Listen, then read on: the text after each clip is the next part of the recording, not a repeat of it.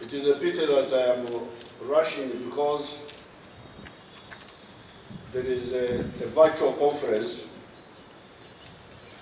where Uganda is presenting what they call the African Peer Review Mechanism. And the conference has already started, but I was trying to catch Uganda's slot, which is at 1 o'clock. I want to thank the judiciary for the great work they have done all these years, in spite of many problems they have to deal with. We were here the other year, remembering His Lordship, Benedict, who was killed here in this very court. When I was at university, I was with those young lawyers who were with us, and some of them died. For instance, I remember one lawyer called Bamturachi. Bamturachi, he was 2 years or 1 year ahead of me. I heard he had been killed. There was also a girl they called Cheyune.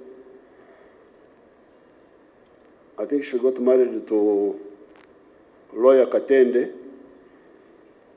That Cheyune was killed when we were in somewhere else. So I want to salute the lawyers who sat it out here in Uganda, either in the government or outside the government, when there was really breakdown of law in the country. And when we came, we found them here. Benjamin Odoki, others, they had sat it out. They had not run away, they had not gone into exile like others had done. We had from where to start. We had the nucleus from where to start. Now your theme, transforming the judiciary, is a very good theme for this year. Definitely, the judiciary needed transformation so that people can get this judicial service.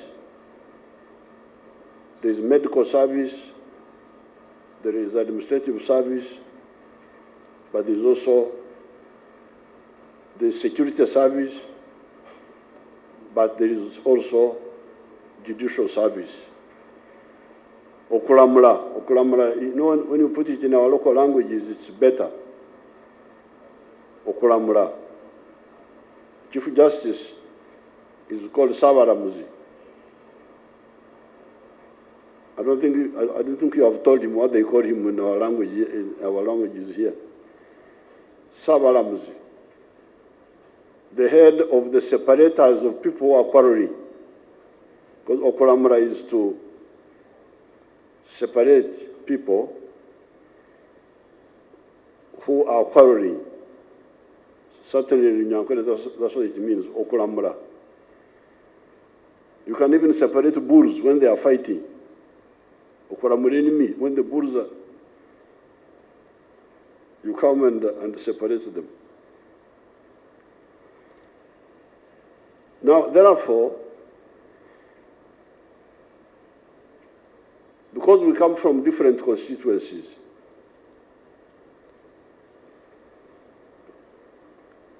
myself, I represent a number of constituencies. I represent the freedom fighters and the army. When you see me here, you know that those fellows are behind me. The freedom fighters and the armed forces.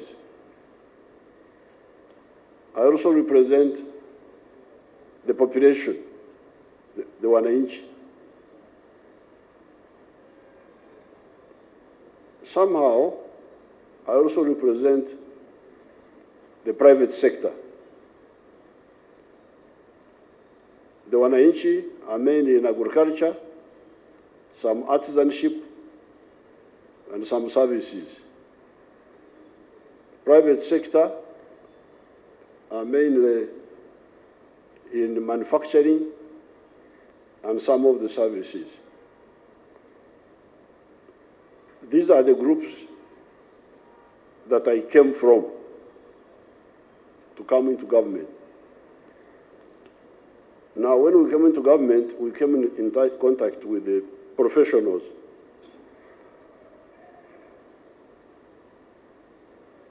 They have their views, their training. We have ours.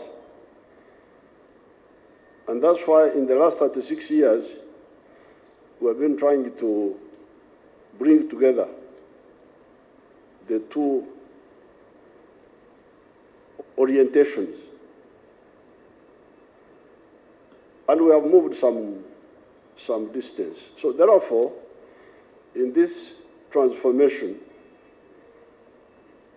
which you have talked about here, it should not only be transformation in administration. Okay, that's good. Faster, quicker, more cases disposed of, but also it should reflect the what. What is the substance of this judicial service? His Lordship has touched a bit on it when he talked about the adversarial versus the other one, which is not adversarial. We put it in the Constitution, but somehow the judicial officers many of them don't get it. In the Constitution, it says the justice you are giving should be in accordance with the culture and the aspirations of the people, something like that. Somewhere it says something like that. Yeah. The judicial service you are rendering is not for Europeans. We are not Europeans. You can see us here. We are not Indians. We are Africans of the Great Lakes. We have our ancient jurisprudence, some of it out of date, but some of it relevant. Although I cannot put this burden on the judiciary, because after all, the judiciary interprets the laws which are on the books. Therefore, the primary task of organically bringing together these constituencies is really primarily with the Parliament, with the NRM, which has got majority in Parliament, to make sure that we legislate and bring into existence legislation when it comes to judicial matters that is closer to our sense of justice than it is the case now.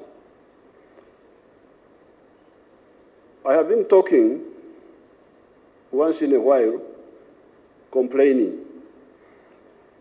saying that the issue of bail, this bail is a provocation. I want people to kill one another because among the Banyankore, if you wrong me, my clan is duty bound to revenge. Kora or Kora. When you hear my son's name, Muhoozi, when he was born, I said, now I have got somebody to avenge me. That's what his name means. Now that I have got a boy, this is the one who will avenge me in case something wrong is done to me. Muhoozi, the clan, was the one revenging on behalf of the offended. But in powerful kingdoms like Ankore, that power of revenging, even before colonialism, had now been taken over by the king. Instead of you revenging for yourself, the king is the one who would revenge for you. You would go to the king and you say, Your Majesty, revenge for me. Somebody has done me wrong. Now, the Republic inherited that role of taking over the grievances of the people and acting on them. That's why the people can be relaxed and sit back and say, I don't have to do anything, the state will act for me. So therefore, I am a free consultant in these matters because I have been here and watching. I think my experience goes back to 150 years. Why? Because I found my great-grandmother alive. I think she would have been about 1870. But she was alive and she died in 1957. So I got all the information she had before she died. So I have that knowledge of before colonialism from her. Then in colonialism, I was here. I saw what was happening. And then post-colonialism, I have been here. So therefore, in my view, both the political actors, the members of parliament, especially of the NRM, but also the judiciary, could highlight. There are so many issues to deal with, but they are all not of the same magnitude.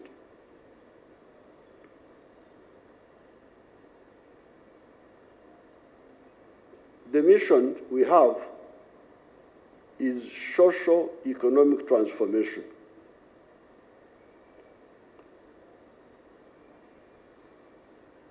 The society must change, must modernize.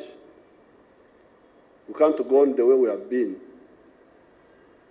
before colonialism. Then governance. Governance that gives satisfaction to the society so that the people say, yes, I'm happy, which is what the Chief Justice was saying, that when I come next time, he will be smiling because the people are happy with what he's doing. And then justice. Socio-economic transformation, governance, and justice. The crucial elements, in my view, are the following protection of life. No killing. No extrajudicial killing. If the police, the DPP, the judiciary could highlight this. You kill a person within a reasonable time, you are convicted. And my conviction does not agree with what you have been doing recently. Life sentence, no, we don't agree with that. You killed, you must die. The law of Moses. I can tell you what you are doing now does not please our people. That life sentence, life sentence. Then after some time, I don't know what, the person changed in prison, is forgiven. This is not good. It's true I have hanged only two people since I've been in the government. Only two.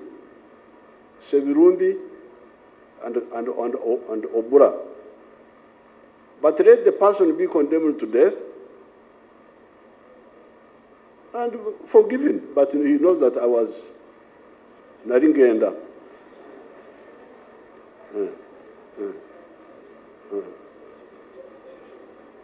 If it was not for the president forgiving me, I was dead. But this business is really going to cause a friction between us, between my constituencies. Because you remember, I have these constituencies. I have the people, I have the army, I have the freedom fighters. That's why I am here. So, protection of life. Here there is no compromise, really. We are polite, but please take this point very seriously. The second, most important, protect property. Property, whether public or private. Don't allow anybody who damages property, rioters destroying people's property, and you just treat it like that. No. The NRM, and I can prove to you that my constituency always protects property. When we captured Kampala in 1986, there was no looting. Those who were here in 1979 remember what happened. There was terrible looting. And some of the businesses have never recovered from that looting of 1979. I know there's one company which was very successful. It was called Ugir. Ugir was, they were making shirts and so on. It was owned by a very active old man, a Japanese Kashwada. Because of looting, that company never came back. He tried, it couldn't come back. But in 1979, with these villagers, peasants whom we had trained and disciplined, you saw there was no looting. No looting of any people's property. Why? It was a strategy. Because if you allow property to be destroyed, how will you cause growth? How will you have taxes? How would it is? So, number one, protect life. Number two, protect property. Number three, no raping. Protect our women.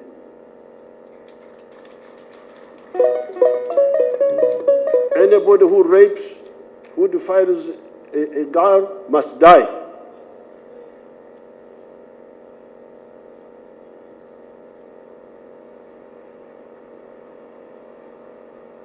That's our Those are the views of my constituency.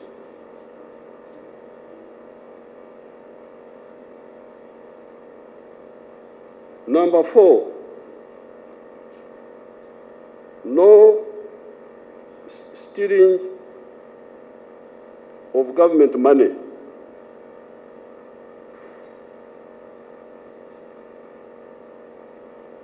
Government money, stealing government money, embezzlement,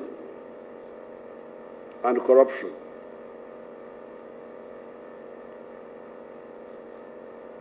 Number 5, what the CJ was talking about, okurahura. Okurahura is when you provoke people by insulting them. Okurahura. Among the Banyankore, you kurahura me, we fight. You can't just go there and insult me, what, and the fight starts. But if you want to stop the fight between individual and individual, then the state must come in. But according to some of the cultures, okurahura is free speech. That free speech was just speaking. Speaking by insulting me and insulting my mother.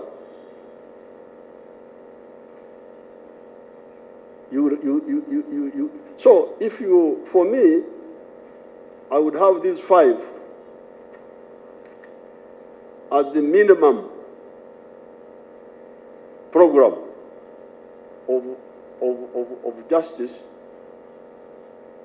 to have stability, law and order, so that the economy can develop. The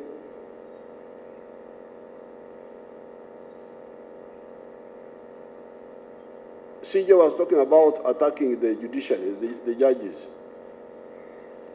One other thing I must warn you about is attacking the army. That one, I must warn you that in 1986, when we came into government, there was a law which had Preventive Detention Act. The president had power to put you in detention without trial. It was still in the books. I never used it except once. I detained a man called Sarah Muhanga, who was abusing the NRA. I put him there. Until it was amended in 1995. The soldiers are people, some of the, if you look at the recovery of Uganda, it has been by some actors. Number 1, the wananchi, especially in agriculture. I was reading the papers before I came here. The inflation rate in Uganda is coming down. It's now like 2.7, I was seeing in the papers. In other parts of the country, of the world, inflation is going up. I think I saw on the news that inflation in Turkey is like 49%.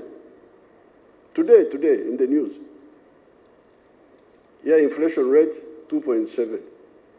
Why? Because the farmers are producing. There's a lot of food. So these are the primary actors, the wananchi, the farmers. Then the private sector, the industrialists, the ones who have attracted. Then the army, for maintaining peace. And then the scientists, our scientists. That's a primary, those are very, very crucial primary actors. And then the judiciary for okuramura, for separating those who are quarreling. So therefore, and for the soldiers, they do a very difficult work. Now, for you to attack them, and then you think things will... I am always a mediator, because you see, I have got these constituencies from which I came. Then there are other groups we deal with, the church, the judiciary, the civil service. So I'm normally mediating between the two. Please don't do this. You hold on. Now I'm tired of mediation.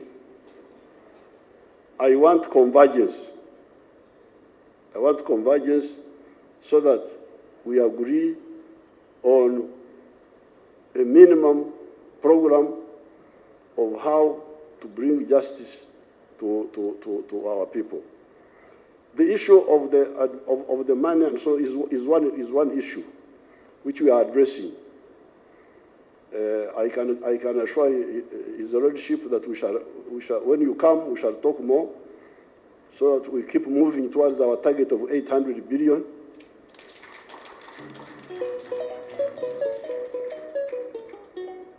In the medium term, I also met our daughter, Abodo. I met her with her prosecutors. They are really suffering, those prosecutors. I didn't know they are suffering. And yet they are doing a very dangerous job. That's how some of them were killed. Joan Kagezi was killed because she was fighting these ADF people. And actually we came to know that they had been warning her that you are Bodo. Why are you prosecuting her seriously? Not Abodo, Kagezi. You Kagezi, why are you prosecuting? Why are you serious in prosecuting? You should be lukewarm. Some of the prosecutors were colluding with the criminals. But the ones who are very strict, like John Kagezi, were targeted. So they are doing a very dangerous job. We must support them. I will give them all the support.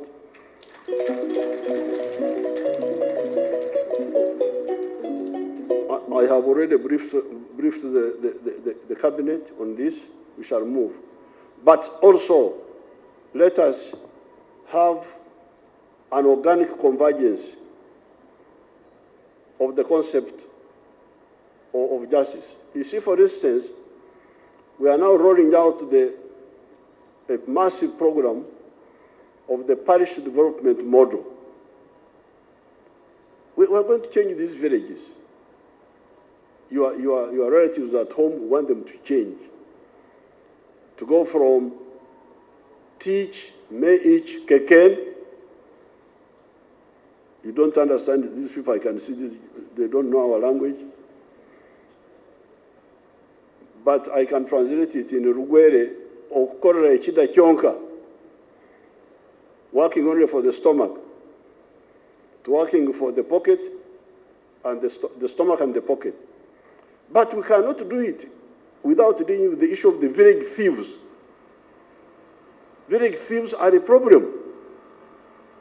They come at night, they steal the pigs, they steal the chicken. He's arrested, he's given bail. No.